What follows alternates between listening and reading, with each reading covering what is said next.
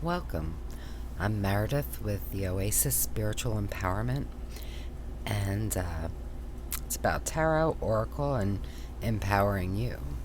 And today, I'd like to do a VR to Steph at a Journal d'une femme moderne et spirituelle. Steph, I don't know. My French is terrible. I think basically it's a journal of spiritual and modern woman stuff, maybe. Apologies for mangling your beautiful language. But this is one deck for each sign. And essentially it's just what it sounds like. It's one tarot deck that fits each sign. And she did give keywords, which made it a little more challenging for me. But let's get right in. So first we have Aries. Now it took me a little bit. The keywords are rebel and spontaneous. But once I thought of the Orphic tarot, I feel like this was a really good choice. First of all, I mean the color palette and just the energy, right? It's very Aries energy. This is a deck that could feel a little bit off-putting. It does kind of go its own way, and in some ways it's not immediately obvious what cards are what. You know, you have to spend a little time, look a little deeper, and I feel like that's perfect for Aries.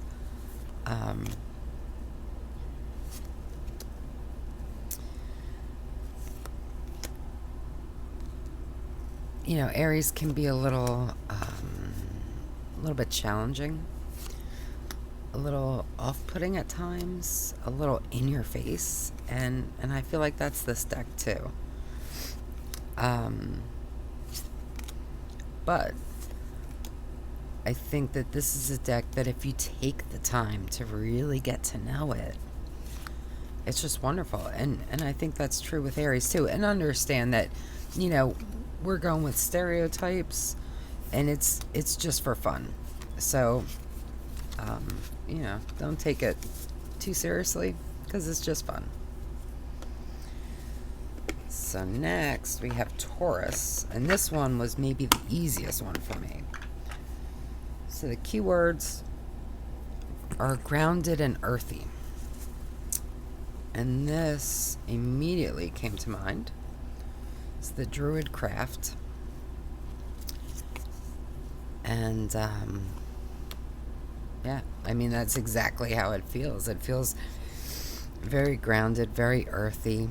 And you know, the other thing, Tauruses tend to be, you know, and again, don't take it seriously, I'm just stereotypes, but very kind of homey and enjoy that comfort. And I feel like that's what I get from this deck. It's just a very welcoming, very comfortable deck, you know, and it feels homey and certainly earthy and grounded. So yeah, this immediately came to mind for Taurus. Oh, and I do want to say too, I found this originally through the Waves of Your Soul, and I'm gonna link her video and also the original video in the description. So next we have Gemini. Now you're only supposed to pick one deck per sign, but I mean, it is Gemini, so I feel like I kind of have to pick two. So I did. So we have the Tarot of the Secret Forest. Now the keywords for Gemini, or it's just one word, duality. And I thought this was absolutely perfect for that. You know, the thing too,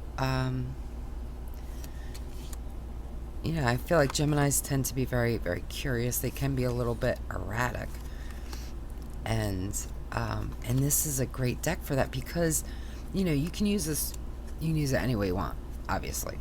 But, you could focus, say, on just this side, being like the front, considering these the backs and ignoring them. You could do the reverse.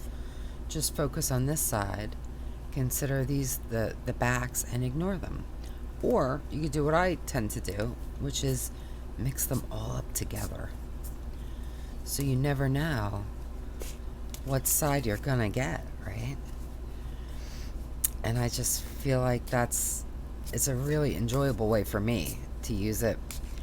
And I feel like that's something that could appeal to a Gemini. And definitely I feel like this deck has that duality. I mean, it, does have it, right? And the other one I picked is Tarot of Light and Shadow. And I absolutely should have ordered these so that you could really fully appreciate, but we'll just take some out of each. So it comes with 2 decks. And they kind of look the same from the back, but when you turn them around, you can see they're very different. So they may have the same card, they'll have the same card, right? And it may seem like same kind of depiction, but there are going to be differences.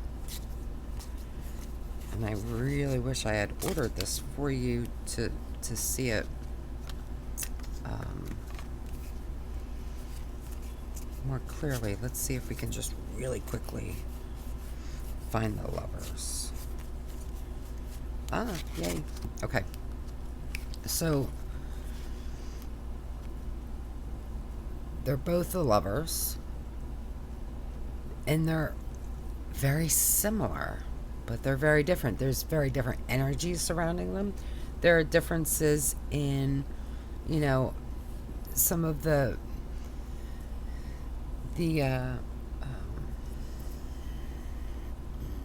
items in the cards. Some cards have more differences than others, just depends. But I just think it's a wonderful, and it's like a mirror, right?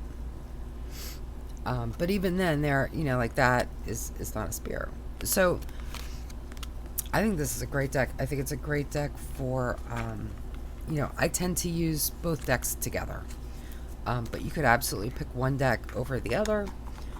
Kind of alternate, however you want to do it, of course.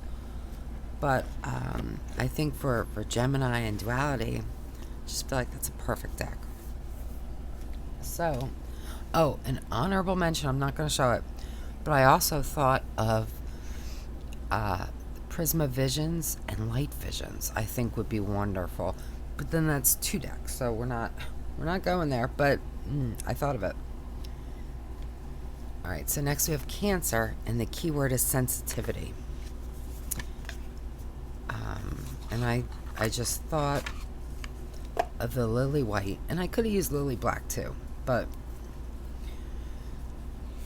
this is a deck that's very soft and gentle, and it, it's still going to tell you what you need to hear, but it does it in a very sweet, wonderful way. And I feel like, Cancers kind of need that. I mean, we all do, right? But they need that protected space, that safe space. And I feel like this deck gives it to you. And it's safe to express your emotions. It's safe to feel your emotions and to be vulnerable, even if for a little while. And so I just think this is a beautiful deck for Cancer, for everybody. But, it just, to me, I just feel like this is a deck that maybe the deck itself doesn't feel like a Cancer, so maybe that's not quite, but I feel like it would be great if you are Cancer.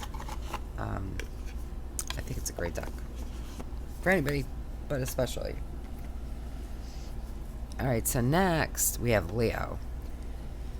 Now I'm a Leo. The keywords are solar and light. And I maybe didn't exactly meet the keywords, but I'm a Leo. So my first choice, because I did pick 2 for this also, because again, Leo, more is more. So first we have the new choice, Tarot de Marseille. Now this deck is so beautiful and sumptuous and kind of extravagant, very dramatic, and just beautiful. And to me, this really calls out that Leo energy. You know, it's a little bit over the top. It's beautifully colorful. The people are gorgeous. And to me, this is a Leo deck, 100%. Light, I mean, maybe not especially, but I mean, there's light and bright colors. And this deck is it's a happy deck. It's a joyful, exuberant deck. And to me, that's light. So, you know, it depends on how you take it, but 100%, this feels very Leo to me. Yeah, and it's one of my favorite decks, and I'm a Leo, so there you go. But it's absolutely fabulous. So the other deck that I picked, so I really spent a good amount of time trying to figure out how to incorporate the keywords. I ended up I just went with the one that I wanted to. So this is the Asherah Tarot. And this deck, look at the backs. This deck is so beautiful. And there's so much, right? There's so much in every card. It's very unapologetic. It's very strong, this deck. There's a very strong energy. It's a bit complex. And we do have some light and fire. But it's just very... it's beautiful and a bit dramatic and maybe a bit theatrical, right? And it's just, I don't know. To me, this feels like a Leo deck. It just feels very strong, very, maybe a bit protective. Yeah, and it's just super, super fabulous. I will say that energetically, as far as the elements, I feel like this deck is pretty balanced. So I don't particularly see it as like a fiery deck. But it still feels Leo. So there you go. And let me know what you think of these. If you're a Leo or another sign, let me know. Do you feel like that deck might kind of resonate with you at all? Alright, the next deck, this was also super easy for me. This is Virgo, and the keywords are precision and perfection. So, of course, I had to pick Spirit Keeper's Tarot. And, I mean, I don't know her personally, but I feel like Benabel Wen has to be a Virgo. Like, I would be shocked if it's not either her sun sign or her rising sign, something. Because she just has all that between her decks and her blogs and yeah, her books, just very Virgo energy to me. And precision and perfection. I mean, there are so many. There's so much, right? There's so much attention to detail there's so much that you can pull from every single card, you know, and I feel like that's a Virgo thing too, right? There's like a million ideas going on at once. Very systematic, right? It's a very systematic approach, and very, very thoughtful, very conscientious, this deck. And it's absolutely brilliant. And to me, this is the epitome of Virgo and a Virgo deck. So, yeah. I don't know. Let me know if you know her sign, but I feel like it's got to be Virgo. Yeah. So, Spirit Keepers. Next, we have Libra. This one gave me a little pause, but as soon as I thought of it, I thought it was perfect. So this is True Black. Now, the keywords are harmony and justice. But to me, the first thing I think of with a Libra, well, I mean, those two, but also luxury, aesthetics, and this deck has that in spades. And also, though, there is that feeling of harmony to me, the balance of the black with the light. It's just I don't know, it does feel very Libra to me. And it's not something that I thought of until I had to, you know, sit down and really consider you know, the decks for this. And I really enjoyed the challenge because it did challenge me, because it, you know, made me kind of think of my decks in a new way with different perspectives, which I enjoy. But yeah, to me, this is a very Libra deck. And it's wonderful. And I just feel that symmetry, I just think is there in every single card. So, yeah. So that's True Black. And next, we have Scorpio. So this one was a little challenging too. The keywords are who stings and who defends. But this is another, once I thought of it, I was like, yes, this is it. And it's the Madhouse Tarot. So,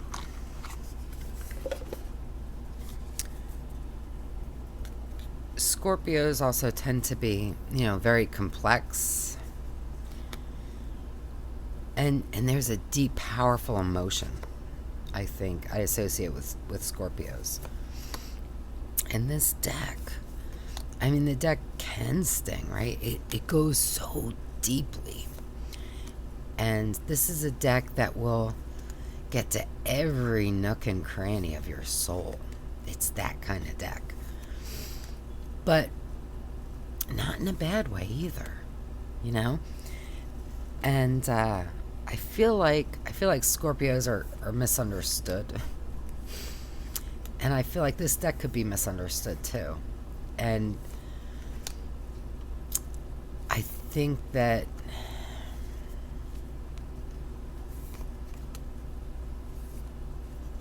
it can be a wonderful inner defense, right? To be able to kind of lay you bare, but then build you back up. You know, that's how I see this deck. And I just feel like this is a good choice for a Scorpio. And yeah, it's complex. I mean, you know, yeah.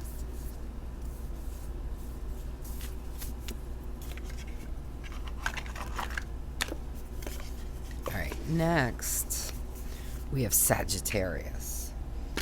And the keyword for Sagittarius is who dares. This was one of the hardest ones for me. I don't think I have a lot of Sagittarius people in my life. I don't know.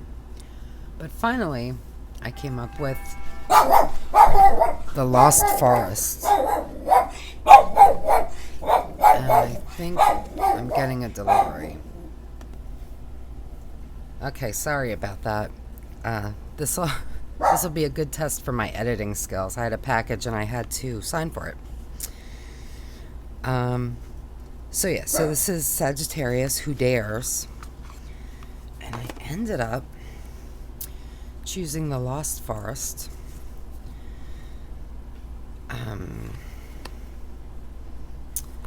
To me,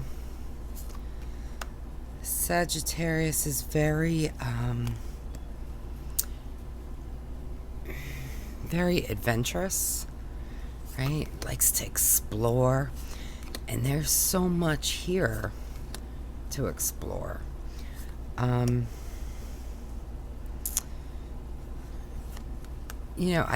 I feel like overall, I mean, it represents the elements really well, but it does feel pretty fiery to me. Also earthy, but there's a lot of fire.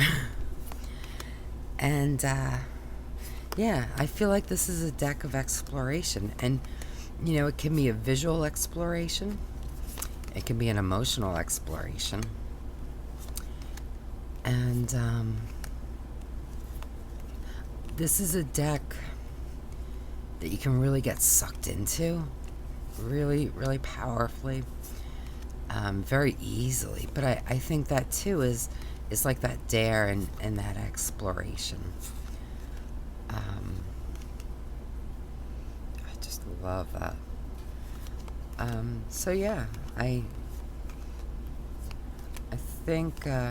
think this is the most Sagittarius deck that I have anyway. But let me know if you're a Sagittarius. Definitely let me know, because I don't think I know any Sagittarius people, like, at all. It's kind of weird, right? But yeah, so that's what I came up with. And then next, we have Capricorn.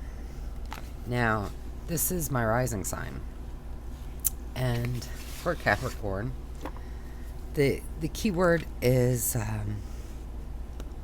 stability. And I chose, this is the first deck I ever had, and I used it exclusively for years and years and years. And to me, this is absolutely stability. This is a deck that I can always rely on. It's always there for me, and it always reads just perfectly. It's very, very clear. And it's just, and aside from my personal connection, I just think that this is a deck that, it requires maybe a little bit of dedication, a little bit of time and patience. And I mean, that's where the Capricorn, or that's where the Capricorn really shines, right? Capricorns tend to work really hard and diligently. And I think that's what this deck asks of you. But it rewards that too. So, yeah, I think that this is a great deck for Capricorn. Alright. So now we have Aquarius. This might have been the hardest. It's kind of a toss-up between Sagittarius and Aquarius. I have one Aquarius, I think, in my life, but he doesn't feel Aquarius, he feels Aries, so I don't know. But I ended up picking the Lilifer Tarot. So now this deck, the keywords for Aquarius were independence and freedom. And I feel like, you know, this is a deck that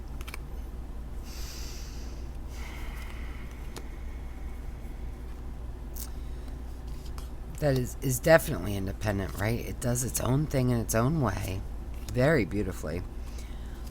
And I feel like this is a great deck for helping you kind of get new perspectives to maybe create some freedom to innovate.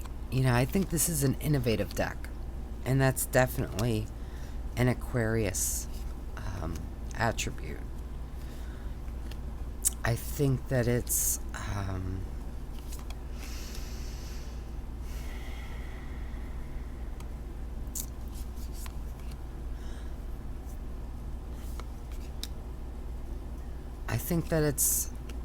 got that progressiveness. I think that it's still a caring deck, you know. Like, to me, an Aquarius is trying to, like, heal the world, right? Or help the world and maybe force the world into a better state. And I kind of feel that way about this deck. I think that this is a deck that really wants to help you. Yeah. So that's my choice for Aquarius. Let me know again.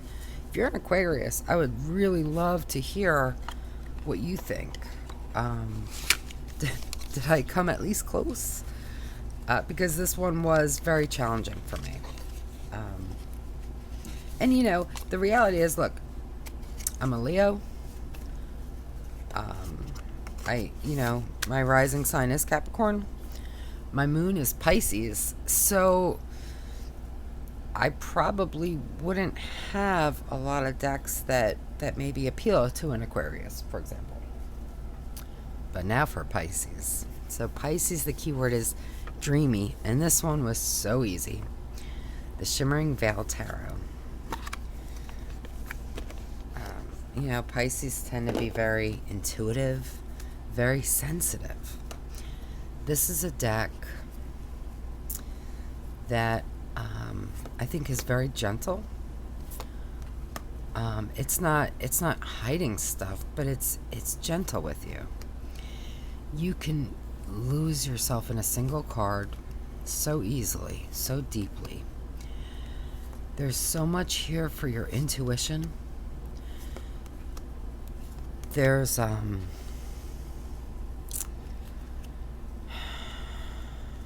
dreaminess about the artwork.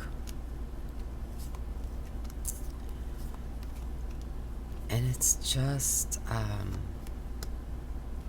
it's a fabulous deck to read intuitively.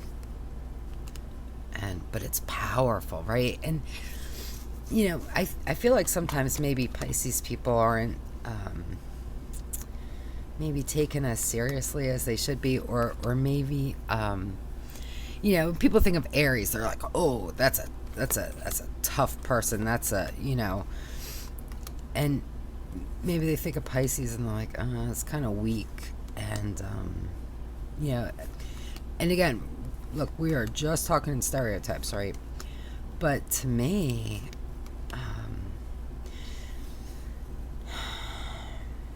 this deck kind of presents the real strength of the Pisces, because there is a great strength. And I feel like it's like this isn't a deck that I would describe as like hard hitting, you know, but that doesn't mean that it's any less powerful. It just goes about it a different way. And I think it's perfect for Pisces. And I think this is a wonderful, incredibly powerful deck. But it doesn't do it at the expense of you, right? It's gentle with you. You don't have to be brutal to be can't think of the word, to accomplish your goal, right? You don't have to be brutal. You can be gentle and still get the same thing accomplished. So, that's my pick, and let me know what you think. I think this was a really enjoyable exercise. It was very challenging for some of the signs, and I'd really love to know your opinions. Let me know if you think I hit the mark, if you think I was way off base. Let me know. I'm really interested. So until next time, be wonderful to yourself, because you deserve wonderful things.